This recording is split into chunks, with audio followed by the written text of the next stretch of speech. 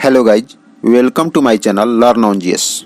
इस वीडियो में हम पाल कला को पढ़ेंगे जो बीपीएससी मेंस के जीएस प्रथम पेपर का भाग है। इस प्रश्न में हम सबसे पहले यह देखेंगे कि पाल कला के लिए एक बैलेंस अप्रोच क्या होनी चाहिए तथा फिर पाल कला को विस्तार से कैसे लिखेंगे यह देखेंगे। यह उत्तर जो देखेंगे यह यूटेरिया के मेंस रिटेन के टॉप 3 स्टूडेंट्स के कॉपी है जो आपको काफ़ी हेल्प कर सकता है। पाल कला के प्रमुख विशेषताओं का वर्णन करें तथा बिहार में इसके प्रभाव का आलोचनात्मक परीक्षण करें। सबसे पहले हम इसके बैलेंस्ड अप्रोच को अपनाएंगे, यानी बैलेंस्ड उत्तर कैसे लिखा जाएगा उसका प्रारूप तैयार करेंगे, फिर उसको विस्तार में देखेंगे।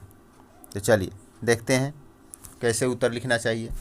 तो पाल कला के बारे में संक्षिप्त जानकारी पहले देंगे, यह भूमिका में हो जाएगा, ठीक है। उसके बाद फ्लो चार्ट डायग्राम का उपयोग करेंगे। उसके बाद पाल कला की प्रमुख विशेषताओं को दर्शाएंगे और बिहार में इसके प्रभाव क्या थे इसको दर्शाएंगे। यह दोनों पाल कला की प्रमुख विशेषता और बिहार में इसके प्रभाव, यह दोनों मेन बॉडी में हो जाएगा। और लास्ट में उपयुक्त निष्कर्ष के साथ पाल कला के उत्तर को खत्म करने का प्रयास करेंगे। तो आगे देखते हैं हमें क्या अप्रोच अपनाना चाहिए। तो परिचय में क्या देना चाहिए, यानी भूमिका में हम क्या देंगे। तो 8वीं से 12वीं शताब्दी तक बिहार और बंगाल पर शासन, पाल शासकों का शासन कैसा रहा। फिर पाल शासक सैन्य विजेता होने के साथ ही कला एवं वास्तुकला के महान संरक्षक थे, इसके बारे में थोड़ा दिया जा सकता है। फिर कला क्या है परिभाषित किया जा सकता है। बौद्ध धर्म का प्रभाव किस प्रकार का था पाल कला पर। फिर अवशेष स्थान, विशेषकर बिहार के स्थान को दर्शा सकते हैं। इतना हम भूमिका में दर्शा सकते हैं, जो कि एक अच्छा भूमिका कहा जा सकता है। फिर पाल कला को फ्लो चार्ट में दिखाएंगे। इसको निम्न भागों में बांटा जा सकता है: स्थापत्य कला या वास्तुकला, मूर्तिकला और चित्रकला। मूर्तिकला को बांट सकते हैं कांस्य की मूर्ति और पत्थर की मूर्ति। चित्रकला को बांट सकते हैं पांडुलिपि और भित्ति चित्र। आगे देखते हैं प्रमुख विशेषता में क्या लिखेंगे।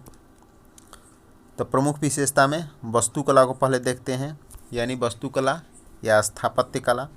तो अधिकतर ईंट से निर्मित वास्तुकला था। नगर नियोजन रामपाल द्वारा निर्मित रामावती नगर था। बिहार में उदंतपुरी, सोमपुरी और विक्रमशिला पाल कला से संबंधित है।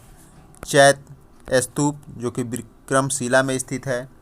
मंदिर कहलगांव में रॉक कट मंदिर जो कि भागलपुर में स्थित है। अब मूर्तिकला को देखते हैं। तो पत्थर, कांस्य और मिट्टी की मूर्ति हुआ करती थी पालकल में। मूर्तियाँ अलंकृत होती थी। कुकरिहार और नालंदा प्रमुख केंद्र था पाल कला का। धीमन और बिठपाल मूर्तिकार प्रमुख थे। कांस्य मूर्तियों मुख्यतः बौद्ध धर्म से प्रभावित थी। अवलोकितेश्वर, मंजूरी, वज्रपानी और अन्य बौद्ध देवी देवता, तारा, प्रज्ञा, पारमिता आदि पाल काल से संबंधित थे। सबसे बड़ी कांस्य प्रतिमा सुल्तानगंज से प्राप्त हुआ है, जो कि पाल कला से संबंधित है। काले बेसाल्ट पत्थर का उपयोग पाल कला में होता था। चित्रकला को देख लेते हैं। चित्रकला का क्या अप्रोच होना चाहिए। तो पांडुलिपि ताड़ के पत्तों पर लिखा जाता था। अष्टसहस्त्रिका, प्रज्ञा, पारमिता और पंचरक्ष जो कि कैम्ब्रिज विश्वविद्यालय में संरक्षित है, इसके महत्व को देखा जा सकता है। प्राथमिक रंग में लाल, सफ़ेद, काला और नीला रंगों का उपयोग किया जाता था। वहीं द्वितीयक रंग में हरा और गुलाबी रंगों का उपयोग किया जाता था। अजंता पेंटिंग से प्रभावित था पाल कला। कामुक, लालित और तांत्रिक प्रभाव भी पाल कला पर देखा जा सकता है। नालंदा के सराय स्थल से भित्ति चित्र पाल कला से संबंधित मिले हैं।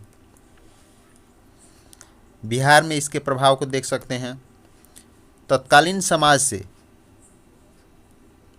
संस्कृति एवं रहन सहन पर प्रभाव था। बौद्ध धर्म के साथ ही हिंदू मंदिर समाज के सहिष्णुता का परिचायक था।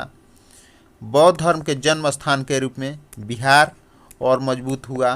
पाल काल में पालकालीन कला एवं संस्कृति बिहार में पर्यटन को बढ़ावा देता है। बौद्ध धर्म वाले देशों के साथ बेहतर संबंध, जैसे जापान की आलोचना किस प्रकार हम देख सकते हैं उसको देख सकते हैं।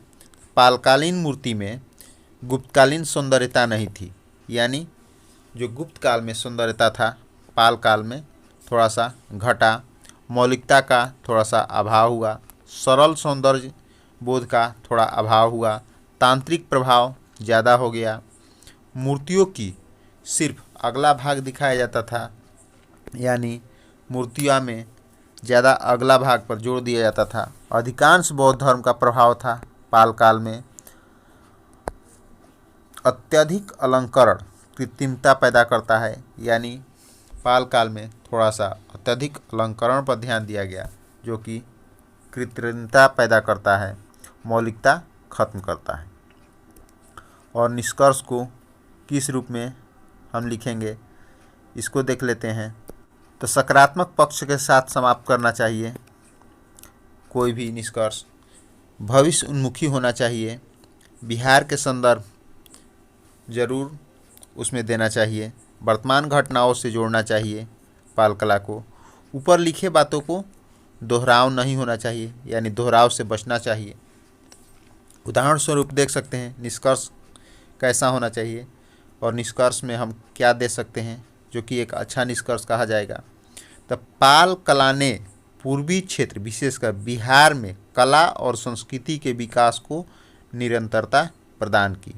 इसको हम अपने निष्कर्ष में दे सकते हैं, जो कि एक अच्छा निष्कर्ष कहा जाएगा। अब पाल कला के उत्तर को विस्तार रूप में देखते हैं। सबसे पहले भूमिका देखते हैं। भूमिका कैसे लिखा जाना चाहिए। तो कहा जाता है कि कला मानव के रचनात्मक कल्पनाओं की मूर्त अभिव्यक्ति के साथ ही किसी संस्कृति की मूलभूत पहचान भी होती है। इस संदर्भ में पाल कला के द्वारा मौर्य काल से विकसित हो रही बिहार की समृद्धशाली कला परंपरा को न सिर्फ निरंतरता एवं विस्तार मिला, वरन आगे चलकर इसका प्रचार प्रसार राष्ट्रीय एवं अंतर्राष्ट्रीय स्तर पर भी हुआ। इस तरह हम पाल कला के भूमिका लिख सकते हैं, और आप भी इस प्रकार अभ्यास कर सकते हैं। चलिए देखते हैं पाल कला की विशेषता में इसके फ्लो चार्ट कैसे बनाया जा सकता है। पाल कला को निम्न रूपों में बांटा जा सकता है: स्थापत्य कला, मूर्ति कला और चित्रकला। स्थापत्य कला को बांट सकते हैं बौद्ध प्रभाव और हिंदू प्रभाव। बौद्ध प्रभाव में महाविहार को देख सकते हैं, हिंदू प्रभाव में मंदिर को देख सकते हैं। मूर्ति कला में कांस्य की मूर्ति और पत्थर की मूर्ति। चित्रकला में भित्ति चित्र और पांडुलिपि चित्र को देख सकते हैं, और इस तरह हम एक फ्लो चार्ट बना सकते हैं।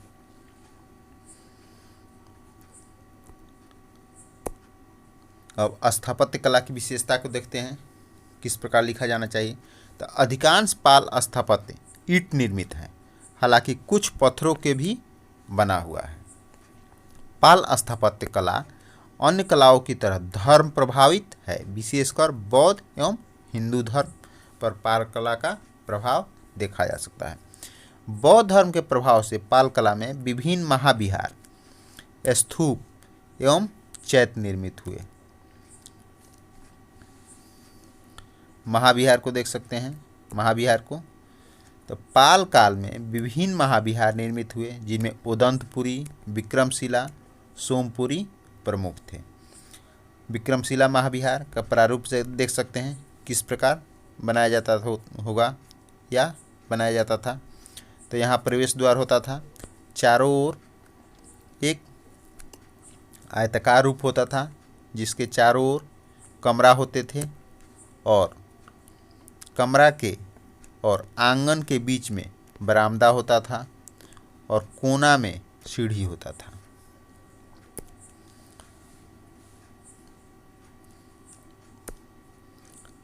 इन महाविहारों के अतिरिक्त दक्षिण पूर्व एशिया के शैलेंद्र वंशीय शासक बालपुत्र देव ने नालंदा में इसी काल में एक बौद्ध विहार निर्मित करवाया। इस तरह आप भी लिखने का और इसके प्रारूप पिक्चर को बनाने का प्रयास कर सकते हैं। स्तूप एक देख सकते हैं, स्तूप किस प्रकार का बना होता था।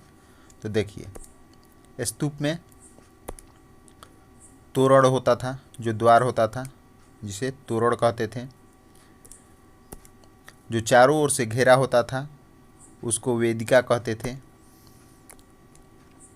और तोरण के अलावा एक और गेट होता था, उसे दक्षिणापथ कहते थे। यह इसको वेदी कहते थे।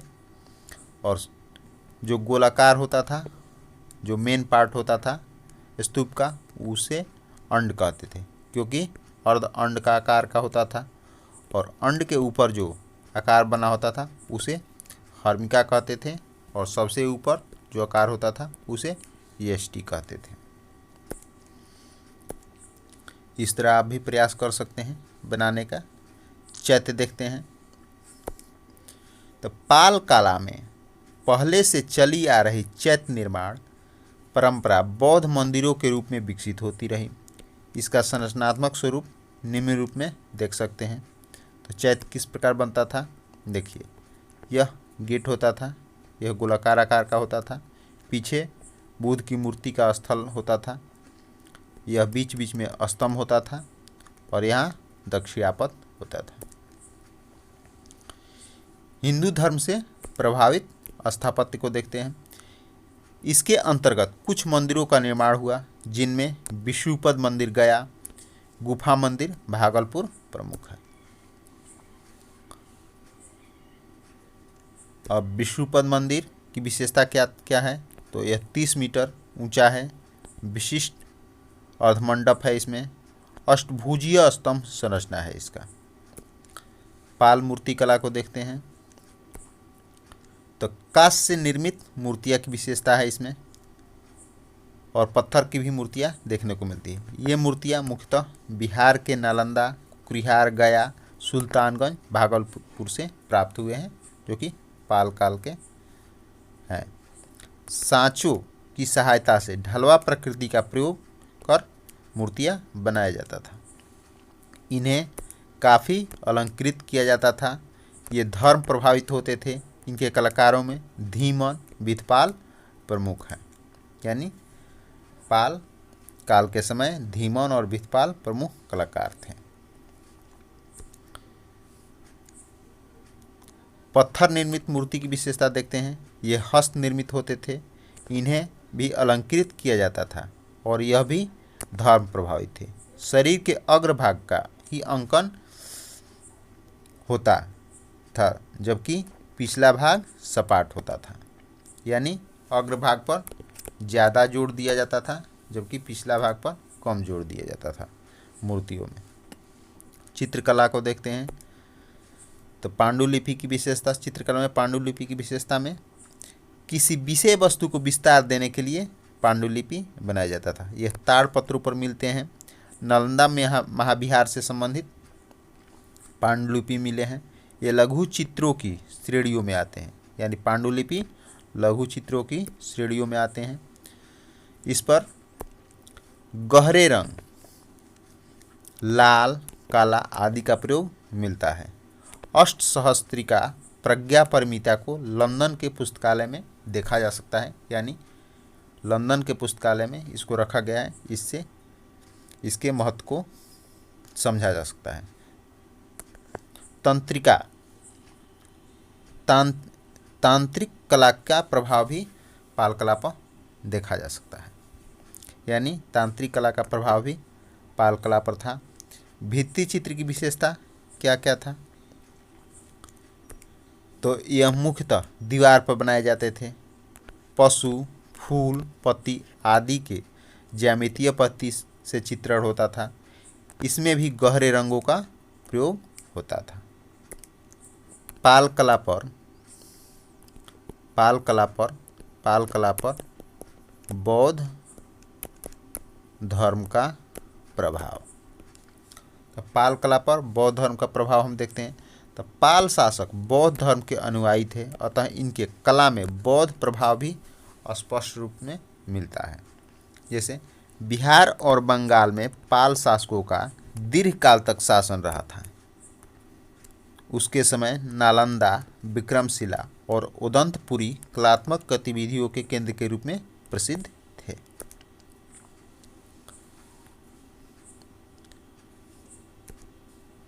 महाविहार, चैत्यों और स्तूपों का निर्माण करवाया गया, जो कि बौद्ध भिक्षुओं के लिए बनाए जाते थे। विक्रमशिला महाविहार से मिट्टी के गौतम बुद्ध की प्रतिमा मिली हुई है। इसे इस कला पर बौद्ध धर्म के प्रभाव परिलक्षित होते हैं। यानी महाविहार से गौतम बुद्ध की भी मूर्ति प्राप्त हुई है। इससे बौद्ध धर्म का प्रभाव को समझा जा सकता है पाल कला पर। और अंत में एक बैलेंस निष्कर्ष क्या होना चाहिए उसको देख लेते हैं। कुल मिलाकर कहा जा सकता है कि पाल शासकों ने पूर्व मध्यकालीन भारत में विकसित हो रहे त्रिपक्षीय संघर्ष की राजनीति में सशक्त उपस्थिति दर्ज की। साथ ही कला के विविध रूपों के विकास की दृष्टि से बिहार की समृद्धशाली कला परंपरा में नए आयाम भी जोड़े। इस प्रकार हम एक बैलेंस उत्तर लिखते हुए एक अच्छा सा निष्कर्ष लिख सकते हैं। और यह देखिए एडुटेरिया द्वारा कॉपी जांच किया हुआ है। यह एडुटेरिया के टॉप 3 बच्चों में से एक बच्चे का कॉपी है, जिसे गुड मार्क्स 22 नंबर मिला है, जिसे एक अच्छा आंसर कहा जा सकता है। इससे आप हेल्प ले सकते हैं और इस तरह आप भी अपना पाल कला से संबंधित उत्तर लिखने का प्रयास कर सकते हैं।